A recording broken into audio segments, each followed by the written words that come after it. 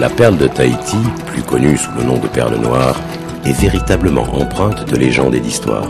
Il est dit qu'au siècle dernier, il fallait ouvrir plus de 15 000 huîtres perlières pour trouver une perle fine.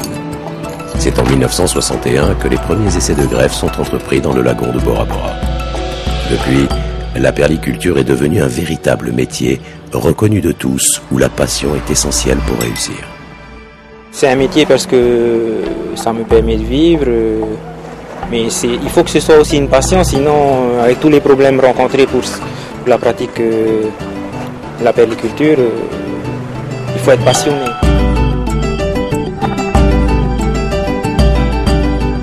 La nature des huîtres perlières est extrêmement délicate.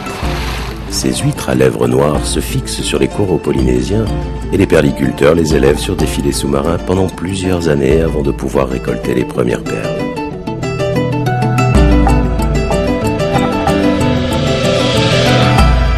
Pour être perliculteur, il faut être très patient d'abord parce que après la greffe, on doit attendre 18 mois à chaque fois avant de récolter des perles. Et il faut aussi être très méticuleux et très propre lors de la greffe pour espérer avoir des perles de bonne qualité. Aucune ne se ressemble et la diversité de formes et de couleurs qu'elle offre en fait un bien précieux. La perle de Tahiti, elle est sombre et il y a toute une palette de couleurs qui va de la plus claire à la plus foncée, en passant par le bleu, l'aubergine, le vert et toutes sortes de couleurs, le champagne, des dorés.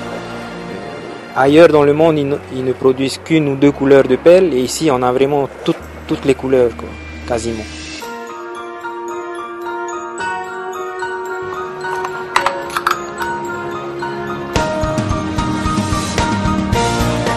Une perle de bonne qualité, elle doit premièrement ne pas avoir de défaut, avoir un très beau lustre. Et ce qui donne la valeur de la perle ensuite, c'est d'abord sa forme et sa taille. Et les perles rondes sont plus recherchées, donc elles sont plus chères. Et plus elles sont grosses, et aussi plus elles sont chères.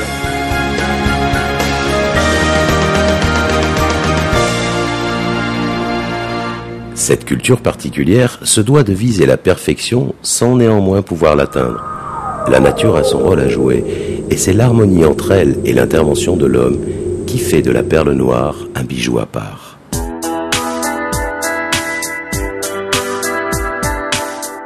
Arriver à la perfection, c'est un petit peu le fruit du hasard, parce qu'on essaye de bien travailler, de faire un bon choix de greffon, de faire une belle greffe, mais il y a la nature qui décide à la fin, et il faut avoir un petit peu de chance.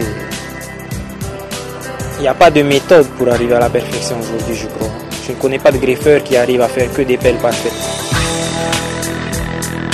Joyau, alliant l'homme et la mer, la perle noire est un véritable emblème de la Polynésie. Renommée pour sa valeur et toutes ses particularités, elle trouve sa place autant dans la haute joaillerie que dans la bijouterie classique. Reposant au fond des mers, elle attend que la femme ou l'homme qui lui correspondent vienne à elle pour ne faire qu'un.